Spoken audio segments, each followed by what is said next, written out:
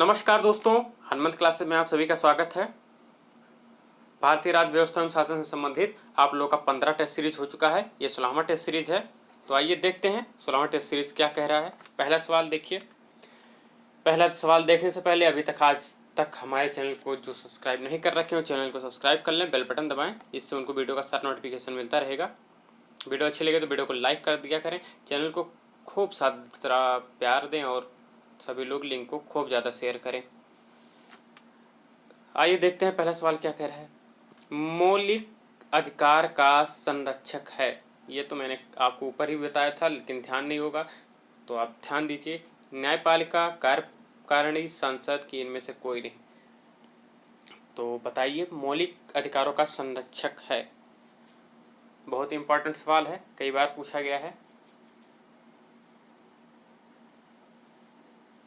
मौलिक अधिकारों का संरक्षक है न्यायपालिका। मैंने आपको बताया था कि आर्टिकल 32 के तहत आप डायरेक्ट सुप्रीम कोर्ट जा सकते हैं। मौलिक अधिकारों का आपका हनन हो रहा है। और आर्टिकल 226 के तहत हाई कोर्ट जा सकते हैं। अगर आपके मौलिक अधिकारों के हनन की बात हो रहा है या उल्लंघन हो रहा है तो आप जा सकते हैं हाई कोर्ट, सुप्रीम कोर्ट।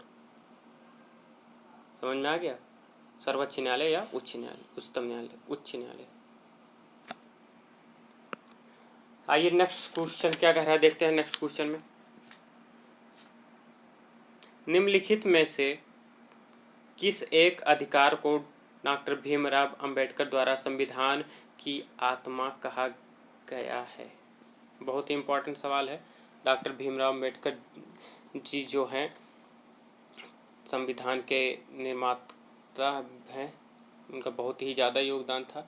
ये जो है 2002 में या कई बार आईएएस में पूछा गया है, पीसीएस में 2010 में, 4 में भी, और एलडीए, यूपी के बहुत सारे पेपर में ये कई बार पूछा गया है।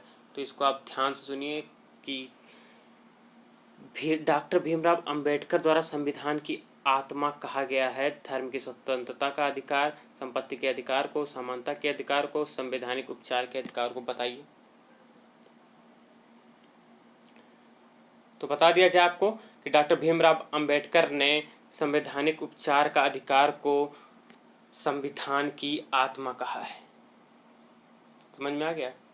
उन्होंने कहा था कि यह अगर संविधान में नहीं होगा तो संविधान शून्य होगा। इस समझ में आया? इस और भी बहुत कुछ कहा है। इसके सिवा किसी दूसरे अनुच्छेद का नाम नहीं लूँगा कि जो संविधान की आत्मा है। तो इसका उन्होंने काफ़ी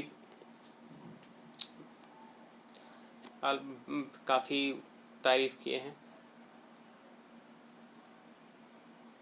ये आर्टिकल 32 है। 32 में संवैधानिक उपचारों का अधिकार है। तो आप ध्यान रखिए, संवैधानिक उपचारों का अधिकार अनुच्छेद 32 को डॉक्टर भीमराव अंबेडकर ने संविधान की आत्मा कहा गया। और वैसे कहें तो उद्देशिका को संविधान की आत्मा माना गया है। और ध्यान से सुनिएगा, मैंने क्या कहा है। डॉक्टर भीमराव अंबेडकर ने संवैधानिक उपचार का अधिकार आर्टिकल 32 को संविधान का आत्मा माना है, लेकिन उद्देशिका को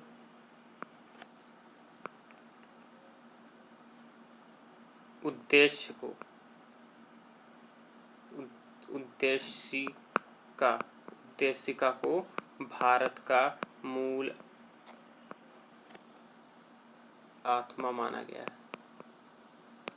ये याद रखिए। अगर वैसे पूछ रहा है, किसी का भीमराव अंबेडकर जी का नाम नहीं दे रहा है, पूछा जा रहा है कि संविधान की आत्मा किसे कहा जाता है, तो उद्देशिका आपका ऑप्शन सही होगा। ये थोड़ा कंफ्यूज करता है, बहुत बार पूछा गया है, तो आप कंफ्यूज मत होइएगा। क्यों, कैसे कंफ्यूज नहीं होंगे? अगर भीमराव अंबेडकर जी का नाम आया तो संवैधानिक उपचार का अधिकार आर्टिकल 32 संविधान की आत्मा है, नहीं तो उद्देशिका। समझ में आ गया? नेक्स्ट क्वेश्चन आइए। व्यक्तिगत स्वतंत्रता के लिए उच्च न्यायालय निम्नलिखित में से किस रिट को जारी कर सकता है? परमादेश, प्रतिषेध, बंदी प्रत्यक्षीकरण, इनमें से कोई नहीं। बताइए। व्यक्तिगत स्वतंत्रता के लिए उच्च न्यायालय निम्नलिखित में से किस रिट को जारी कर सकता है? तो आपको बता दिया जाए बंदी प्रत्यक्षीकरण।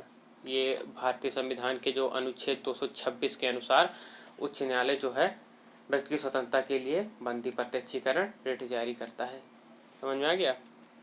बोलेंगे नहीं ना? हाँ, नेक्स्ट क्वेश्चन पे आ जाइए, क्या कह रहा है। किस वाद ने संसद को मौलिक अधिकार में संशोधन का अधिकार दिया? बहुत ही इम्पोर्टेंट सवाल है। केशवानंद भारतीवाद, राजनारायण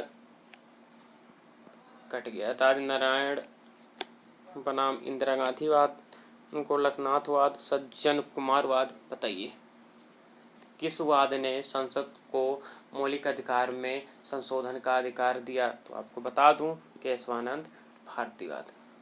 केशवानंद भारतीवाद बनाम केरल राज्य, आपको याद होना चाहिए केशवानंद भारतीवाद बनाम केरल राज्य। कब? 1973 में सर्वोच्च न्यायालय ने निर्णय दिया है कि संसद की संविधान संशोधन की शक्ति विस्तृत तो है, संसद जो है संविधान में संशोधन कर सकती है, मतलब वह मूल अधिकार में भी संशोधन कर सकती है, लेकिन लगा हुआ है, किंतु वह संविधान की जो आधारभूत तत्वों में परिवर्तन नहीं करेगी। ध्यान रखिए। संपत्ति का अधिकार है, एक है, कौन सा अधिकार है? ये तो आपको पता है, बताइए। संपत्ति का अधिकार एक मौलिक अधिकार है, नैसर्गिक अधिकार है, वैधानिक अधिकार है कि इनमें से कोई नहीं? क्योंकि ये मैंने कहा पता है, क्योंकि इसको मैंने ऊपर काफ़ी एक्सप्लेन करके बताया है आपको, तो वहाँ से अगर आपने ध्यान दिया होगा इससे पहले वाले टेस्ट सीरीज में तो आपको पता होगा कि संपत्ति का अधिकार एक है। क्या है? कौन सा अधिकार है?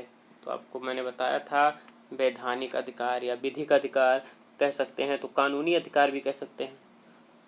इसके बारे में मैंने बताया था 44वें संविधान संशोधन अधिनियम 1978 के तहत संपत्ति के अधिकार को मौलिक अधिकार की सूची से हटाकर भाग 12 में अनुच्छेद 300 का में डाल दिया गया था। समझ में आ गया? इतना याद रखिए, काफ़ी इम्पोर्टेंट सवाल है। नेक्स्ट क्वेश्चन क्या कह रहा है, बताइए। निम्नलिखित में से कौन सा भारत के संविधान द्वारा प्रदत्त 6 मूल अधिकारों में शामिल नहीं है? ये मूल अधिकार दिए हुए हैं, बताना है आपको जो 6 मूल अधिकार हैं इनमें से कौन से शामिल नहीं हैं। समानता का अधिकार, विरोध का अधिकार, शोषण के विरुद्ध अधिकार, धर्म की स्वतंत्रता का अधिकार। बताइए।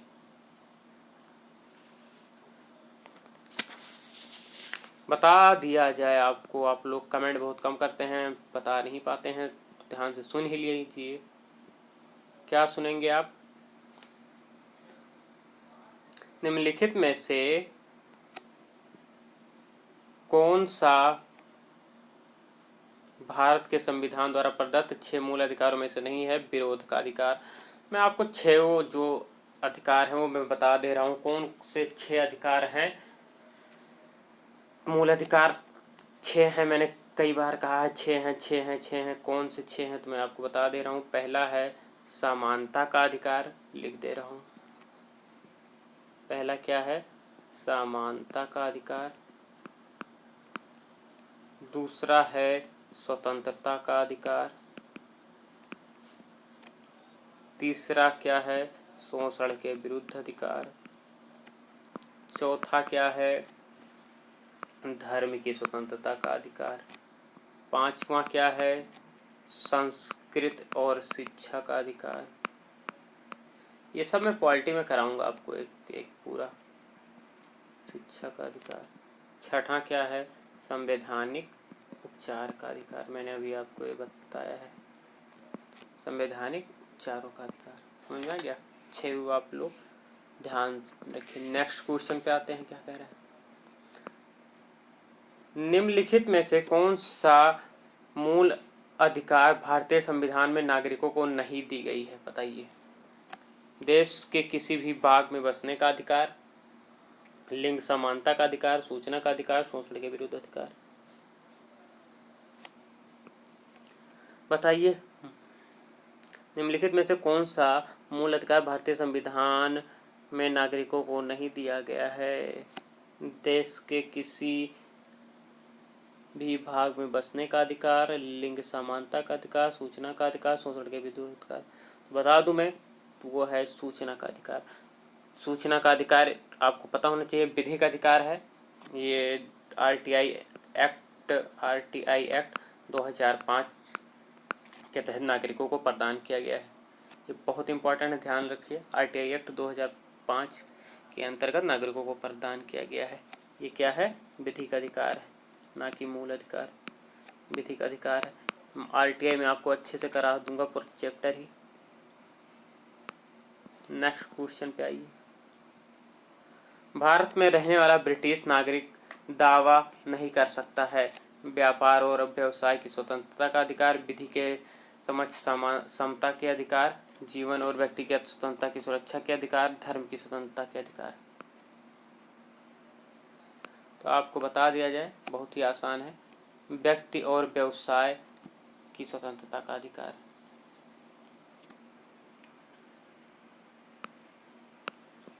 नेक्स्ट क्वेश्चन पे आ जाइए। निम्नलिखित में से कौन सा मूल अधिकार विदेशी नागरिकों को प्राप्त नहीं है? इसमें से कौन सा अधिकार जो है विदेशी नागरिकों को प्राप्त नहीं है? विधि के समक्ष अधिकार, अभिव्यक्ति की स्वतंत्रता का अधिकार, प्राणोदेही स्वतंत्रता का अधिकार, शोषण के विरुद्ध अधिकार। बताइए।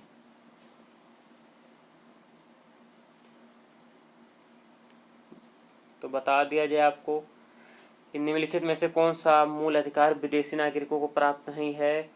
अभिव्यक्ति की स्वतंत्रता का अधिकार। विधि के समक्ष अधिकार जो है आपको पता है, आर्टिकल 14 में दिया गया है। अभिव्यक्त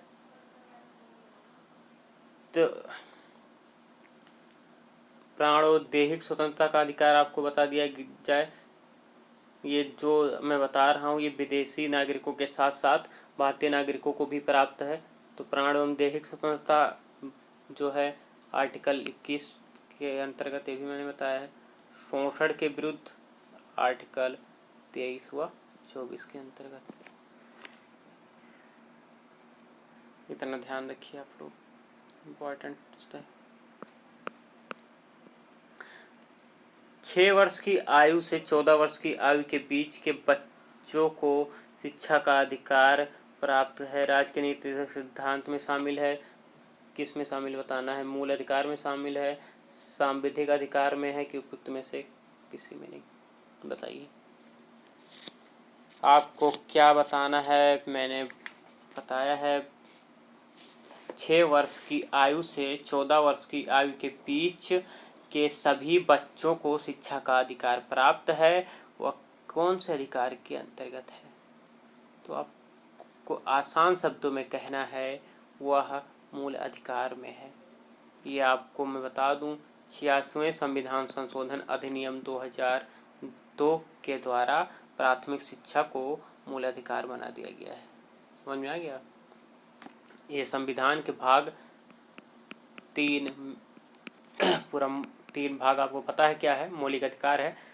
भाग 3 का जो अनुच्छेद जोड़ा गया था 21 का जोड़ा गया है। इसके अनुसार आपको पता है 6 से 14 तक के आयु के बच्चों को निःशुल्क शिक्षा दी जाएगी। तो हमें लग रहा है आज का सवाल यहीं पे समाप्त हो गया है।